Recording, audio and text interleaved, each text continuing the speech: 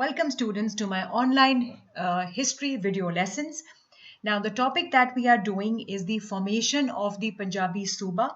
This is the part 2 of that video. Part 1 we have already discussed. In part 1 we discussed what were the genesis, what were the reasons, how and why the formation of Punjabi Suba came into being. Now, if you remember, what were the four reasons I said? One, the British self-interest. Congress assurances, demographic changes after 1947, and the language controversy. So now it was clear that the Punjabi demand for Punjabi Suba is there. Now there are various stages. It was not that when they demanded they got their Punjab as it is today. It actually went through lot of stages. My slide talks about that.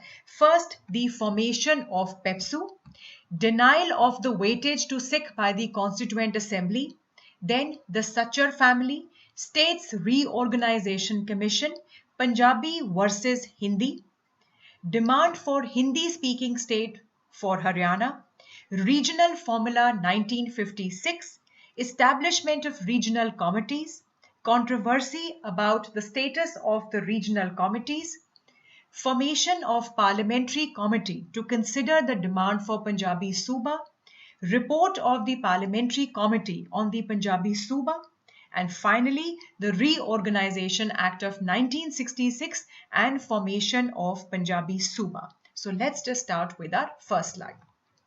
Now, now we have to understand that now we are talking about the demand for a Punjabi Suba, but what was the other committees talking about how the states must be reorganized? Now we know that in 1928, 1931, 37, the Congress sessions, they agreed on organizing states on the basis of language. But after 1947, what was the view of other committees? So first we'll talk about your Dhar committee. Now Dhar committee was appointed to study the language issue. Sorry.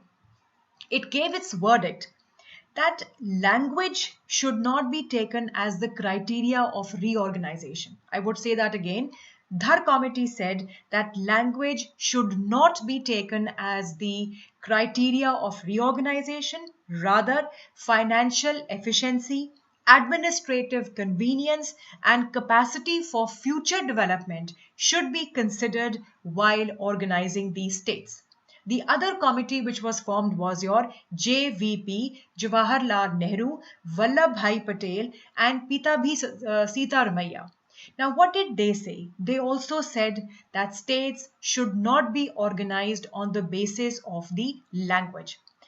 Now, one thing you might be thinking that Nehru, Pandit Jawaharlal Nehru, at time was an advocate of linguistic states, but after 1947, he began to feel that unity of India must be given top priority. So what they did was, now this is the emblem of your PEPSU. Now what is PEPSU? PEPSU stands for Patiala and East Punjab States Union, right? So it's P for Patiala and East Punjab States Union. So what was this? It actually comprised the native states of Patiala, Nabha, Jind, Maredkotla, Faridkot, Kapurthala, Nalagarh, Kalsaiya, with Patiala as its capital. So this was a small Punjabi state that was carved for them. On 15th July 1948, Sardar Vallabhbhai Patel inaugurated PEPSU and referred to it as a Sikh homeland. The former ruler of Patiala, Maharaja Yadvinder Singh, was appointed as the governor or Raj Pramukh for life. The former Maharaja of Kapurthala was appointed as the deputy governor or Up Raj Pramukh. Maharaja Yadvinder Singh was made the governor, and later the caretaker government was installed in August 1948 under Gyan Singh Rarewal. Now, this is what the PEPSU, now, although the map is something different, I will be talking about it. But in this map of Punjab, in this map of whole map of Punjab, this area is what you will call as the PEPSU. What was that? Patiala, East Punjab States Union. And let's go back. to what areas it consisted of: Patiala, Nabha, Jind, Malerkotla, Faridkot, Kapurthala, Nalagarh, and your Kalsaiya. So this area of Pepsu, which was thought to be a Sikh homeland, it had about a population of 35 lakh, an area of 10,000 square miles. Now in this area, 49.5% were Sikh, 2% were Muslims, and rest of them were Hindus. So this was the area of your Pepsu.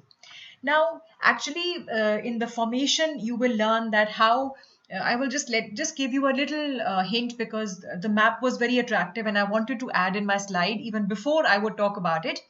This is the Pepsu that was given to us, and later in 1956, the Pepsu was merged with Punjab. So this is how the stages of even Pepsu has been done. But here, my whole idea was just to make you understand that what exactly, how much is the area of Pepsu, and you just remember that in 1956 it actually got merged it back in Punjab. Now, denial of weightage to Sikh by the Constituent Assembly. Why were the Sikh demanding a Punjabi Suba? Now, before the actual partition of Punjab, Baldev Singh and Gyani Kartar Singh had met Lord Mountbatten to suggest. Now, what did they say? Who said that? Baldev Singh and Gyani Kartar Singh. Now, what did they say? They say either the Constituent Assembly, that is the assembly which is framing the constitution, should give weightage to Sikh in the new constitution, or the Hindi speaking areas must be separated from Punjabi speaking areas. So this is what they had demanded, that either more weightage to Sikh must be given by the constitution, or the Hindi areas must be taken away from Punjabi speaking area. Lord Mountbatten's reaction against the second proposal. Second proposal means that the Hindi speaking areas, I will just show you the cursor. This was the second provision, that the Hindi speaking areas should be separated. Now Mountbatten's reaction against the second proposal was negative. However, he opined that reservation with the joint electorates could be given with freedom to contest general seats. In October 1948, Shiromani Akali Dal passed a resolution demanding a separate representation to the Sikh in the Punjab Legislative Assembly.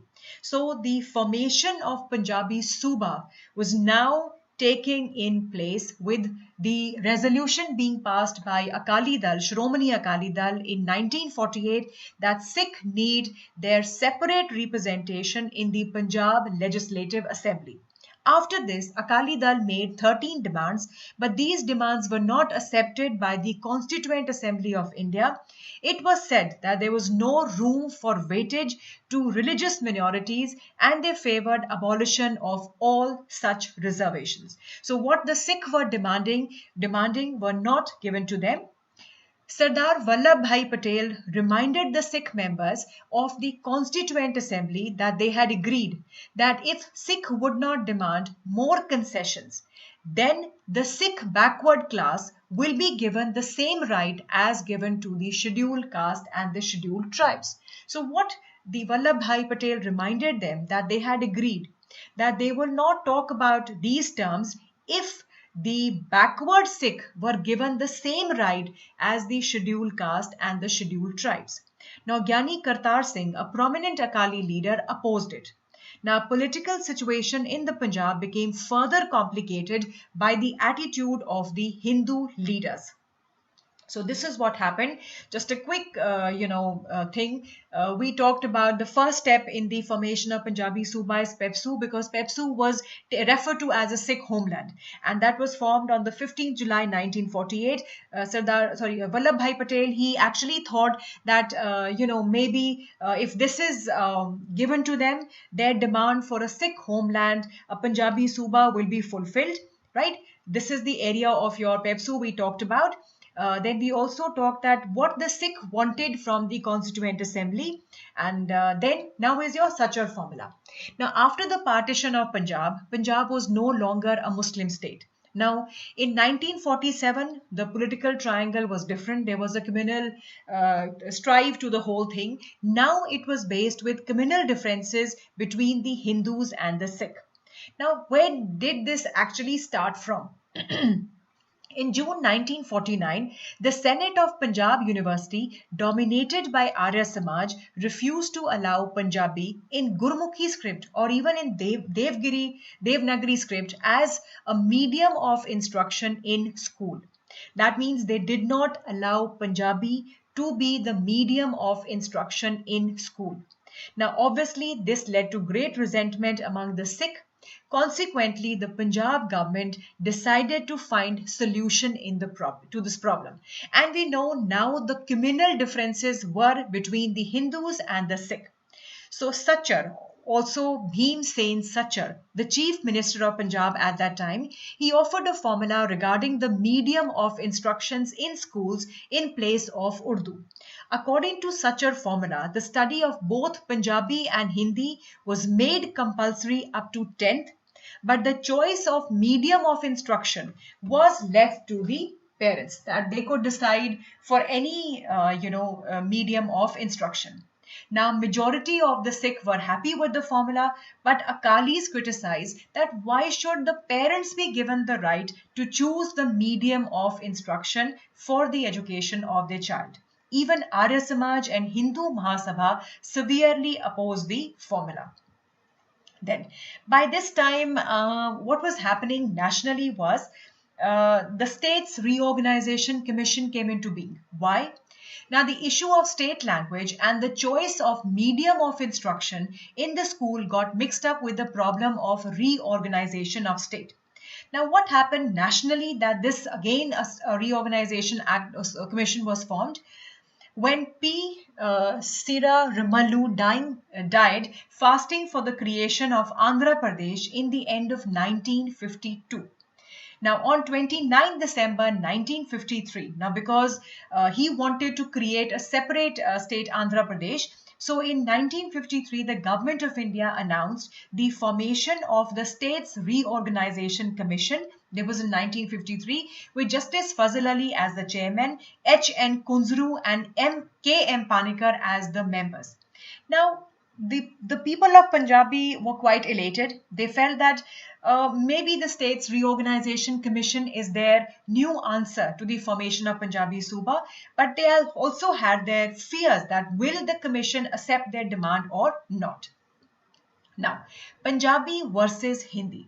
Hindi agitation also started beside the Akali press, starting a counter propaganda, and this led to tension between the two communities and even clashes at many places. So, what kind of clashes or what kind of scenario you were seeing during 1946-47 in Punjab between the Hindu Sikh on one side and the Muslims on the other. Now the same was being repeated, but the communities were between Hindu and your Sikh.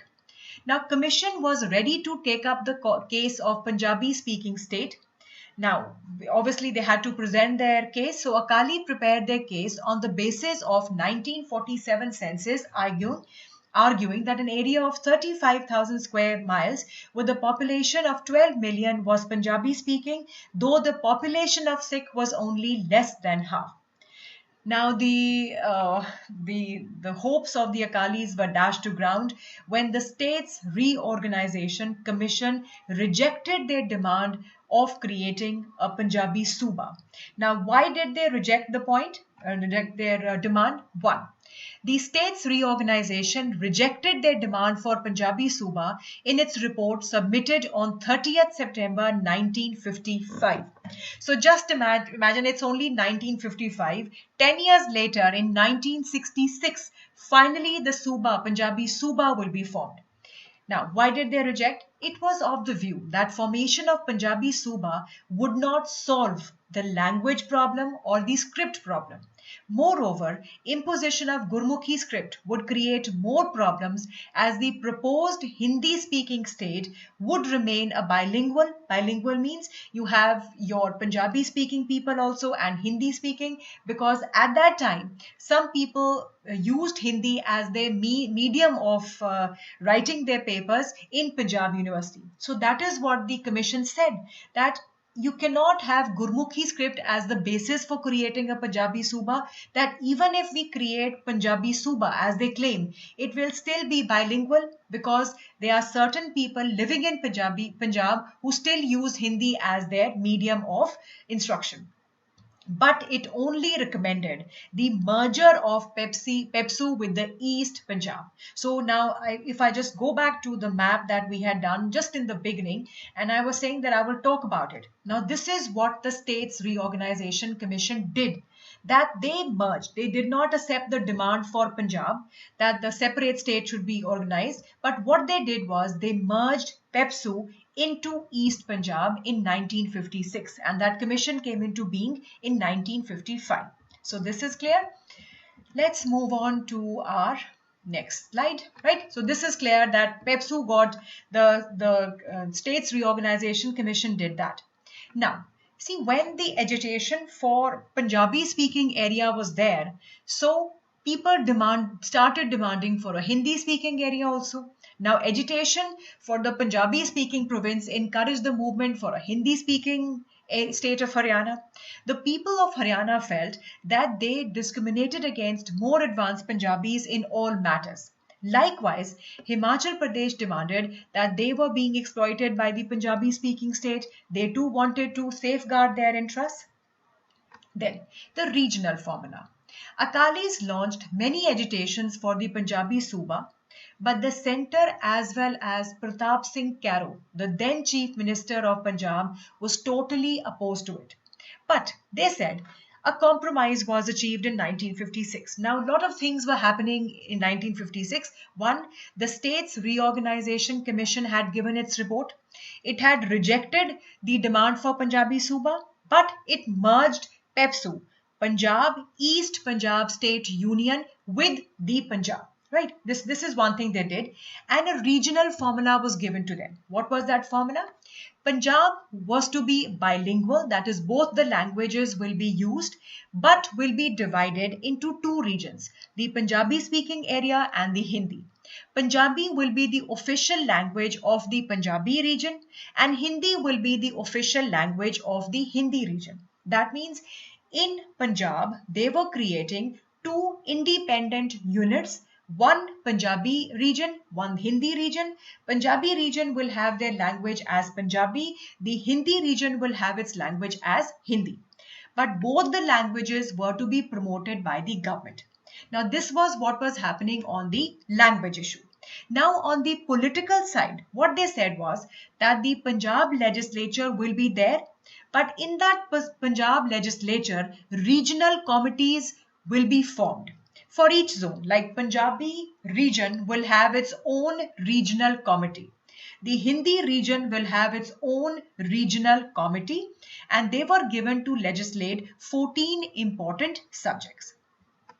Now, so this is your, if I have my cursor, this is your establishment of regional committees. Now, Union government created two regional committees, but you have to understand the Legislative Assembly was only one.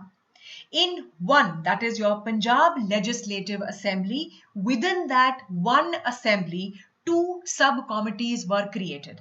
One, a regional committee for the Punjabi speaking area, regional committee for the Hindi speaking area. Now, the most important thing that you have to understand is that these are not two separate legislative assemblies. The assembly is same, that is Punjab Legislative Assembly.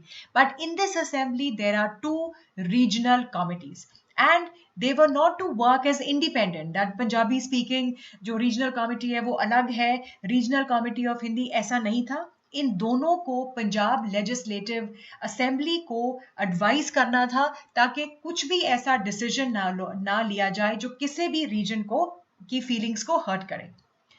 Now, अब regional committees were made, but a controversy arose about the status. What do you think could be the controversy? If I say in one word that the regional committees started functioning like main legislatures. So they started functioning as sub-legislatures with all the powers of a regular legislature in their own sphere of competence.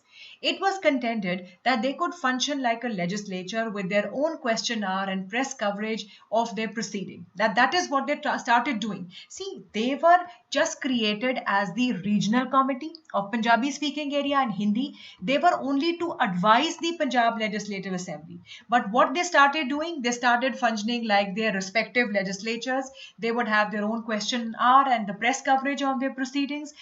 So the matter was referred by the Speaker of the Punjab Legislative Assembly to the Union government, which gave the ruling that the regional committees were the special committees of the Legislative Assembly, but they are not sub-legislatures. That means Punjab legislator जो assembly है वो एक है, उसमें दो committees बना दी है, regional committee of Punjab and regional committee of जो है आपका जो हिंदी स्पीकिंग एरिया, लेकिन ये अपने आप में लेजिस्लेचर्स नहीं है, ये सिर्फ मेन लेजिस्लेचर का पार्ट है जो उसको सिर्फ एडवाइज कर सकता है. So they were to function in the advisory capacity and did not possess the power of the legislature. Now, so 1960, the Punjabi Suba Morcha gained momentum, and now it actually, gained that much of a momentum that you said within 6 years, the Punjabi Suba actually is formed by the States Reorganization Act. Now, Punjab government did not implement the regional formula agreement in its true spirit. So the regional committees were reduced to status of subcommittee of the Punjab legislature, their powers were curtailed, and they hardly functioned. Now, when the regional committee framework failed, this gave Master Tara Singh the chance to say that regional formula has failed. Now, the only solution is Punjabi Suba. And the only way to achieve this Suba is to start with another Morcha. So he started the Punjabi Suba Morcha in June 1960, and this was the most powerful agitation ever launched by Akalis with great prestige and huge propaganda machinery.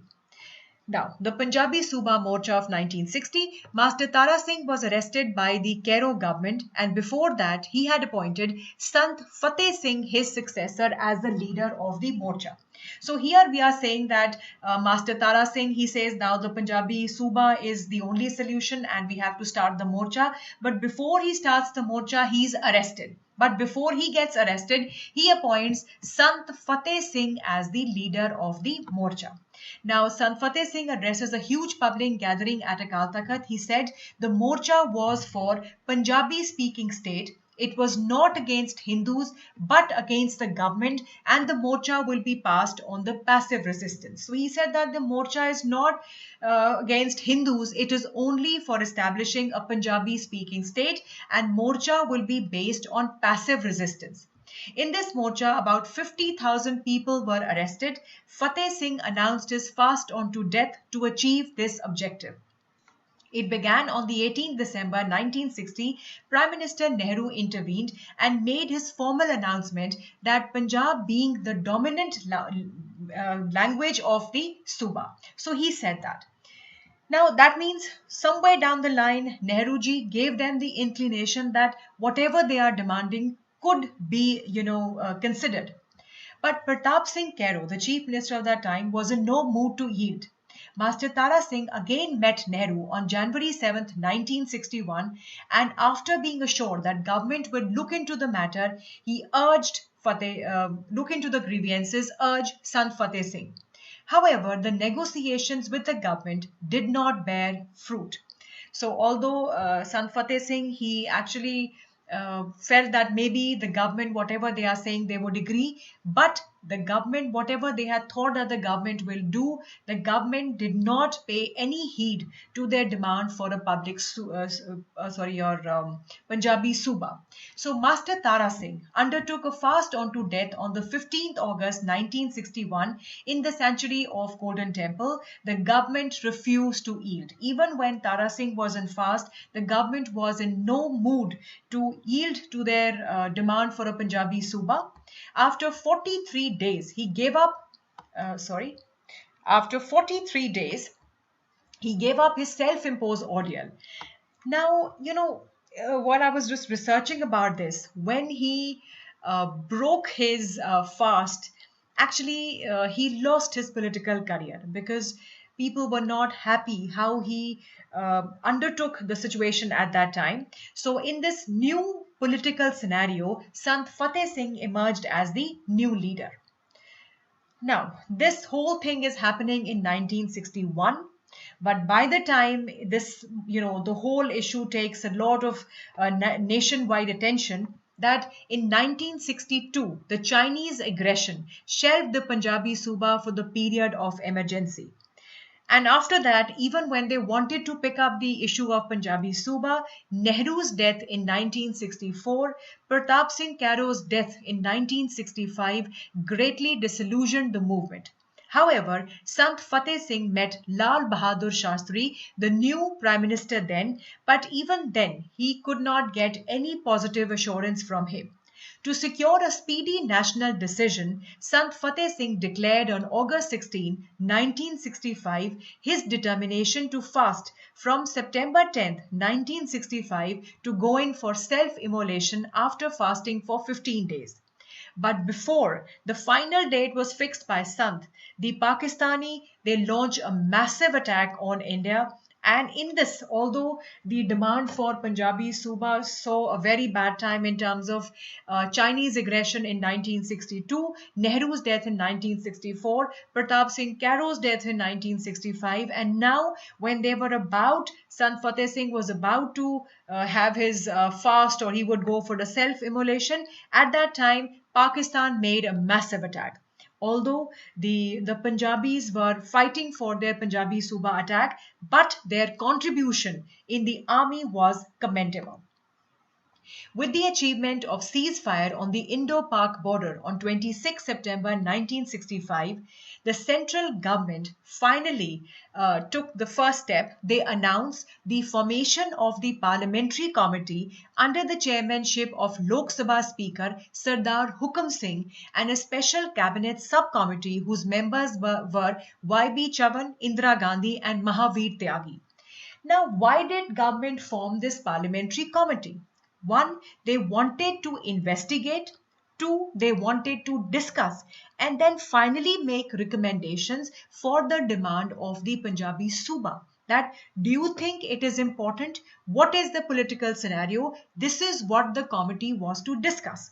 The majority of the memorandum it received were in the favor of the Suba, because Hukam Singh, Sardar Hukam Singh, was a person who could not be messed up with. I mean, he was a person who was very clear that will go with what majority of the people say. And majority of the memorandum that he received were in the favor of Suba. So was the majority opinion, irrespective of the party differences inside the highly powered parliamentary committee. The committee itself looked towards the formation of the Punjabi Suba. Finally, the whole agitation bore fruit. The Punjab Reorganisation Act 1966. Out of the former East Punjab, the new state of Haryana was created. Territory was transferred to Himachal Pradesh, then a union territory, now it's a state. And the city of Chandigarh became the union territory to serve as the capital of both Punjab and Haryana. So this is the map that we started with, and this is the map I would like to end with. That this is how, okay, let me just draw that for you. See, this is where we started. We started with the partition, right? With the partition. Now, this is what we were doing now, that how this was created as the Punjab and your Haryana. So this is, we had done this portion, that how this happened in my video on the partition of Punjabi. Now this is where we have come to the end. The States Reorganization Act created two different states, the Punjab state, the state of Punjab, and the state of Haryana, right? So let's move to the next slide. And thank you so much for watching this video. I need to erase this, but that's all right. So thank you so much for watching this video. I think that it must have sold your, your whatever queries you have about it. So I would ask you again the same thing, that please go through these slides at least 2 to 3 times, then go back to your textbook, read, and when you understand the whole concept, then it will be very easy for you to write in your examination. Thank you so much, Bacho. All the best. Happy learning. And it's a special day today, so happy Baisakhi. Thank you so much, Bacho.